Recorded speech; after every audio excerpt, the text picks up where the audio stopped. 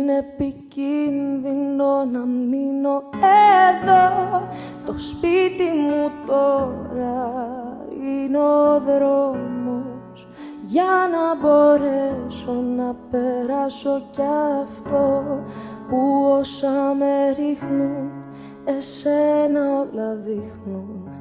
Κι είναι ανώφελο να το αρνηθώ. Θα κάνω λοιπόν πως δεν σε θέλω. Θα αποφασίσω να ξεχάσω κι αυτό που είπες μια νύχτα πως πονάει η αγάπη. Τώρα